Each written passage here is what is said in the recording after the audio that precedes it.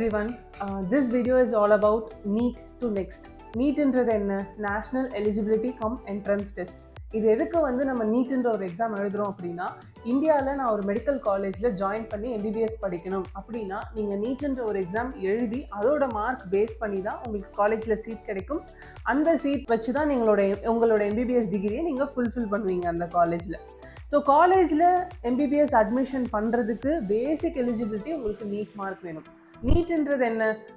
அதாவது நீங்கள் 6th-லேருந்து 12th வரைக்கும் ஃபிசிக்ஸ், கெமிஸ்ட்ரி, பயாலஜின்னு ஒரு 3 சப்ஜெக்ட் படிச்சிருப்பீங்க. அந்த சப்ஜெக்டில் இருந்து உங்களுக்கு கொஷின்ஸ் MCQ டைப்பில் கேட்பாங்க.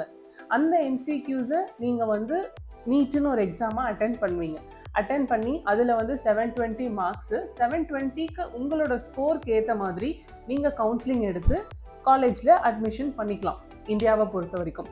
ஸோ 720ல் உங்களோட பாஸ் மார்க் என்ன? 720 மார்க்குக்கு நீட் எக்ஸாம் எழுதுகிறோம். உங்களோட பாஸ் மார்க் என்ன?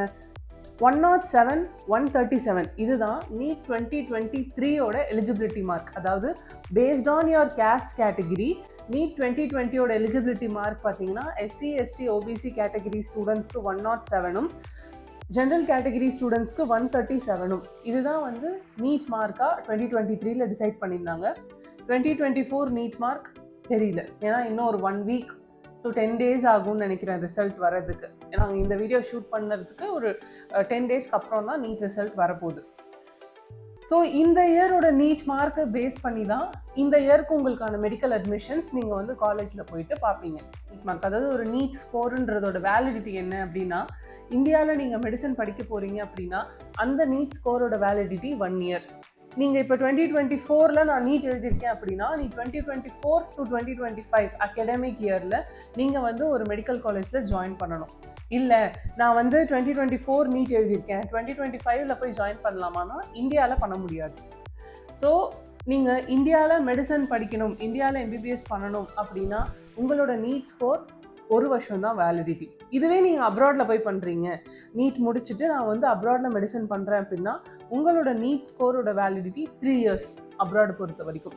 ஒரு எக்ஸாம்பிள், நீங்கள் 2024 இப்போ நீட் எழுதியிருக்கீங்கன்னு வச்சுப்போமே, 2024, 25, 26 இந்த 3 அகாடமிக் இயர் நீங்கள் அப்ராடில் இதே நீட் ஸ்கோரை வச்சு அட்மிஷன்ஸ் பண்ணிக்கலாம். இதுக்கப்புறம் மெடிக்கல் அட்மிஷன்ஸ் நீங்கள் என்ன பண்ணலாம்? அதாவது 2 ஆப்ஷன் உங்களுக்கு இருக்குது. ஒன்று, நான் இந்தியாவிலே மெடிசன் படிக்கிறேன், இல்லை நான் அப்ராட் போய் MBBS பண்ணுறேன். 2 ஆப்ஷன் தான். ஏன்னா மெடிசன் பண்ணுறது முடிவாயிடுச்சு, MBBS படிக்க போகிறீங்கன்னு டிசைட் ஆகிடுச்சு. அப்படின்னும் போது உங்களுக்கான ஆப்ஷன்ஸ் நிறைய இருக்குது. அது ஆக்சுவலி நீங்கள் இன்னும் கொஞ்சம் ப்ராடாக பார்த்தாவே உங்களுக்கு விஷயம் தெரிஞ்சிடும். ஸோ உங்கள் நீட் மார்க் பேஸ் பண்ணி நீங்கள் இந்தியாவில் படிக்கலாமா அப்ராடில் படிக்கலாமா அப்படின்றது நீங்களே டிசைட் பண்ணிவிடுவீங்க.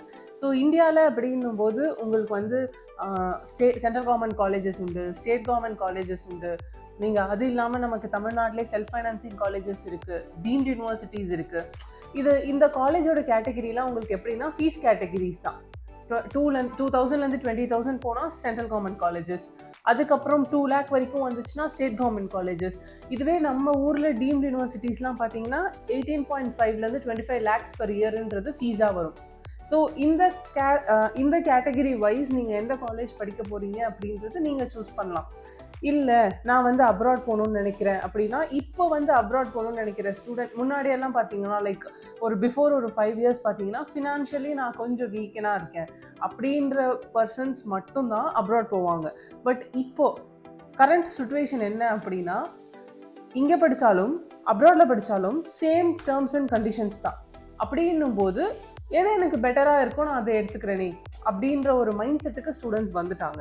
ஏன்னா முன்னாடியெல்லாம் பார்த்தீங்கன்னா நம்ம இந்தியாவில் படிக்கிறப்போ ஒரு டேர்ம்ஸ் அண்ட் கண்டிஷன்ஸ் உண்டு, அப்ராடில் படிக்கிறப்போ ஒரு டேர்ம்ஸ் அண்ட் கண்டிஷன்ஸ் இருந்துச்சு. பட் இப்போது ரெண்டுமே வெரி சிமிலர். ஸோ அதனால் இந்தியாவா அப்ராடான்றது உங்களோட ஓன் டெசிஷன் தான். எப்படி கவுன்சிலிங்க்கு அப்ளை பண்ணுறது, கவுன்சிலிங்கில் எப்படி சாய்ஸ் ஃபில்லிங் பண்ணுறது, எப்படி நம்ம காலேஜ் ப்ரிஃபரன்ஸ் கொடுக்கறது, எப்படி அதை அக்செப்ட் பண்ணுறது, எப்படி நம்ம நெக்ஸ்ட்டு பேமெண்ட் பண்ணுறது, இந்த மாதிரி உங்களுக்கு டவுட்ஸ் ஏதாவது இருந்துச்சுன்னா ப்ராப்பராக எஜுகேட் பண்ணுற நிறைய கவுன்சிலர்ஸ் இருக்காங்க, அவங்கள அப்ரோச் பண்ணுங்கள். அப்படி இல்லையா உங்களோட சீனியர்ஸ் இருப்பாங்க, உங்களுக்கு காலேஜ் சீனியர்ஸ் ஸ்கூல் சீனியர்ஸோ உங்களுக்கு தெரிஞ்சவங்களோ யாராவது மெடிசன் படிச்சுட்டு இருப்பாங்க, அவங்கக்கிட்ட ஹெல்ப் கேளுங்க. 1க்கு 2 வாட்டி ரிசர்ச் பண்ணுங்கள். ஆன்லைன்லேயே இப்போ everything is available online. So நீங்கள் ஆன்லைனில் ஒரு வாட்டி ரிசர்ச் பண்ணுங்கள். இதெல்லாம் ரிசர்ச் பண்ணி உங்களுக்கான காலேஜை நீங்கள் வந்து கரெக்டாக சூஸ் பண்ணுங்கள். இன்னொருத்தரோட கைடன்ஸ் எடுத்துக்கோங்க. பட் உங்களுக்கான காலேஜை நீங்கள் வந்து சூஸ் பண்ணுங்கள். சூஸ் பண்ணி ப்ராப்பராக கவுன்சிலிங் அட்டென்ட் பண்ணி ஒரு நல்ல காலேஜில் மெடிக்கல் அட்மிஷன்ஸ் பண்ணுங்கள். இந்தியாவில் வந்து கவுன்சிலிங் மெத்தடில் தான் உங்களால் மெடிக்கல் அட்மிஷன் பண்ண முடியும் அப்படின்றது ஐ ஹவ் இன்ஃபார்ம். இதுவே நான் அப்ராடில் போய் படிக்கணும் அப்படின்னா நான் வந்து யாரை அப்ரோச் பண்ணணும் அப்படின்னா அப்ராட் கன்சல்டன்ட்ஸ் நிறைய பேர் இருக்காங்க. இப்போ நீங்கள் என்ன பர்சனலி கேட்டிங்கன்னா நான் வந்து வியட்நாம்ன்ற ஒரு கண்ட்ரியை உங்களுக்கு சஜஸ்ட் பண்ணுவேன். வை அப்படின்றது இந்த சேனல்லையோ இல்லை இந்த இன்ஸ்டாகிராம் பேஜ்லையோ நீங்கள் இந்த வீடியோ பார்க்குறீங்கன்னா அதிலே வந்து உங்களுக்கு வை வியட்நாம் அப்படின்னு நான் சஜஸ்ட் பண்ணுறதுக்கான ரீசன்ஸ் எல்லாமே அந்த பேஜ்லேயே இருக்கும். அகெயின் நான் இங்கே வந்து அதை பேசலை. ஸோ நீங்கள் இந்தியாவா அப்ராடான்னும் போது அப்ராட்க்கு நிறைய கன்சல்டன்ட்ஸ் வந்து அட்மிஷன் பண்ணுறாங்க. ட்ரஸ்டட் கன்சல்டண்ட்டாக நல்ல ரெப்யூட்டேஷன் இருக்க கன்சல்டண்ட்டாக பார்த்து நீங்கள் உங்கள் குவாரிஸை நீங்கள் கேட்கலாம் தாராளமாக அவங்கக்கிட்ட. ஸோ நீட்டாச்சு. நீட்லேருந்து கவுன்சிலிங்லேருந்து காலேஜ் அட்மிஷன்ஸ். ஒரு காலேஜில் அட்மிஷன் பண்ணிட்டீங்க கரெக்டாக. அதுக்கப்புறம் நீங்கள் என்டையராக ஒரு 5 to 6 இயர்ஸ்க்கு மெடிசன் படிப்பீங்க.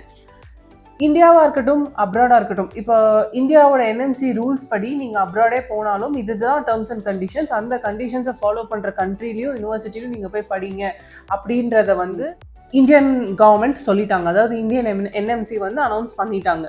ஸோ நீங்கள் இந்தியாவாக இருக்கட்டும் அப்ராடாக இருக்கட்டும் ஒரு சேம் பேட்டர்னில் தான் 5 to 6 இயர்ஸ் மெடிசன் முடிப்பீங்க. வாட்ஸ் ஆஃப்டர் எம்பிபிஎஸ் அப்படின்றது தான் இப்போ கொஷின். ஏன்னா இந்தியாவில் பொறுத்த வரைக்கும் நீங்கள் எம்பிபிஎஸ்ன்ற ஒரு கோர்ஸ் நீங்கள் ஜாயின் பண்ணிட்டீங்க அப்படின்னா அந்த கோர்ஸை நீங்கள் கம்ப்ளீட் பண்ணாலே நீங்கள் ஒரு டாக்டர் தான் அப்படின்ற மாதிரி ஒரு பேட்டர்ன் தான் இது வரைக்கும் இருந்துகிட்ருக்கு. ஆல்மோஸ்ட் 2028 வரைக்கும் அதுதான் இருக்கும். But watts after 2028? நெக்ஸ்ட்ன்ற ஒரு எக்ஸாம் நம்மளோட என்எம்சி அனௌன்ஸ் பண்ணியாச்சு ஆல்ரெடி. நெக்ஸ்ட்டுக்கான கெசட்டும் ரிலீஸ் பண்ணியாச்சு. ஸோ நெக்ஸ்ட்ன்றது என்ன? நீட்ன்றது ஒரு என்ட்ரன்ஸ் எக்ஸாம் மாதிரி, நெக்ஸ்ட்ன்றது ஒரு எக்ஸிட் எக்ஸாம். நெக்ஸ்ட் யாரெல்லாம் எழுதணும், நெக்ஸ்ட் எப்படி இருக்கும், நெக்ஸ்ட் யாருக்கெல்லாம் கண்டிப்பாக எழுதி ஆகணும், அது வந்து எந்தெந்த எக்ஸாம்ஸை ரிப்ளேஸ் பண்ணுது, இதெல்லாம் இன்னொரு வீடியோவில் நம்ம பார்க்கலாம்.